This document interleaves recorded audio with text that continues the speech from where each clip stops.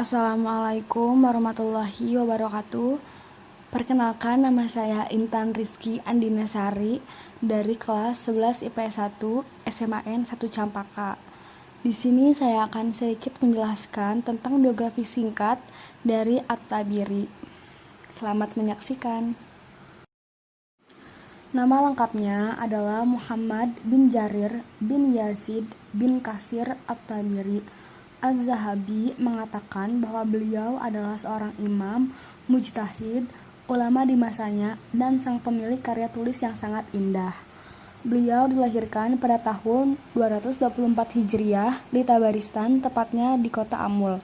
Kota ini merupakan kota terbesar di Tabaristan dan merupakan salah satu provinsi di Persia yang terletak di sebelah utara Gunung Alborz. Adapun At-Tabiri diambil dari nama tempat beliau dilahirkan, yaitu Tabaristan. At-Tabiri adalah cendekiawan yang suka berkelana. Banyak kota-kota yang beliau singgahi, salah satunya yaitu Baghdad. Di Baghdad, beliau mengambil mazhab Syafi'i dari Hasan Za'farani. Kemudian Basra, di sini ia belajar dengan Abu Abdullah As-Sahani. Di Kufah ia belajar dengan Salab. Selama bertahun-tahun, Tabari mengumpulkan data-data sejarah dan menghafalnya. Ia bersandar pada riwayat-riwayat yang belum dibukukan. Pengumpulan riwayat-riwayat itu ia lakukan ketika berkelana dari berbagai negeri untuk mengambil ilmu dari sejumlah ulama terkemuka. Mula-mula ia pergi ke Rey, Iran, kemudian ke Baghdad, Irak, setelah itu melanjutkan ke Basra dan Kufah. Pengembaraan terakhirnya adalah di Fustat, Mesir, dan Suriah sebelum akhirnya menetap di Baghdad. Mu'nis menjelaskan, riwayat-riwayat dari berbagai negeri itu kemudian ia tulis secara teliti, detail, dan lengkap yang meliputi berbagai bidang termasuk bidang administrasi, militer, dan kesenian. Di tangan Imam Tabari, penyusunan sejarah Arab mencapai puncaknya. Buku Tarikh Tabari menjadi acuan bagi pegiat sejarah sesudahnya seperti Abul Fida, Ibnu Atsir, Miskawayah, dan Ibnu Kamil. Bahkan ahli tafsir Jalaluddin Asy-Syuuti yang lebih dikenal dengan nama Imam Suyuti juga terpengaruh akan karya Tabari. Seorang murid Imam Tabari bernama Ibnu Kumail mengisahkan, gurunya itu adalah orang yang pandai dalam membagi waktu, terutama untuk belajar. Pagi sampai siang ia gunakan untuk menulis.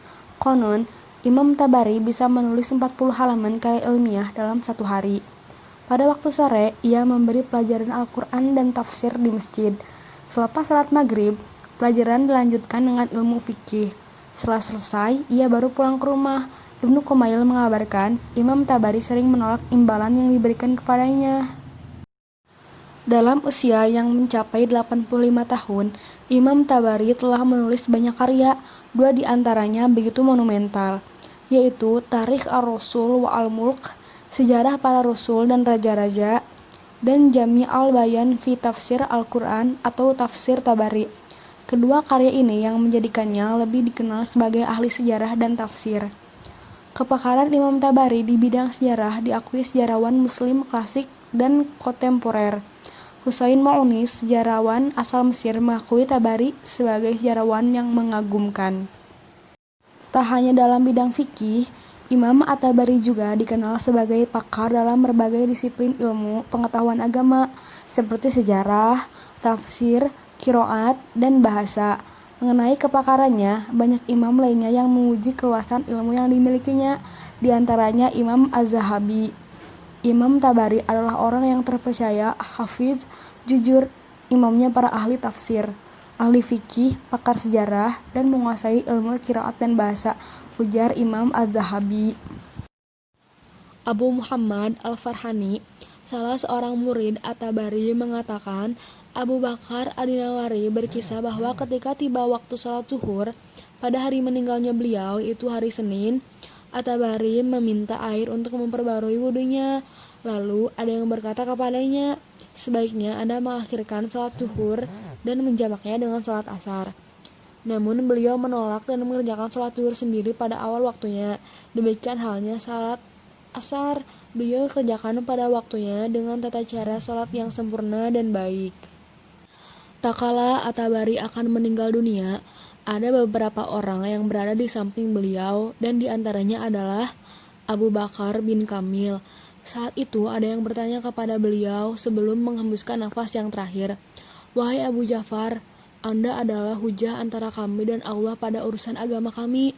Apakah ada sesuatu yang hendak Anda wasiatkan kepada kami terkait dengan urusan agama kami atau sesuatu keterangan yang kami mengharapkan keselamatan dengannya? Beliau pun menjawab, yang aku beribadah kepada Allah dengannya dan aku wasiatkan kepada kalian adalah apa yang aku ikrarkan dalam kitab-kitabku, maka amalkanlah. Kemudian setelah itu beliau pun meninggal. Semoga Allah merahmati beliau dan membalas kebaikan-kebaikannya. Allahu alam. Sekian dari saya, Intan Rizky Andinasari, tentang penjelasan biografi singkat At-Tabari. Mohon maaf bila banyak kekurangan dan salah dalam pengucapan kata. Terima kasih. Wassalamualaikum warahmatullahi wabarakatuh.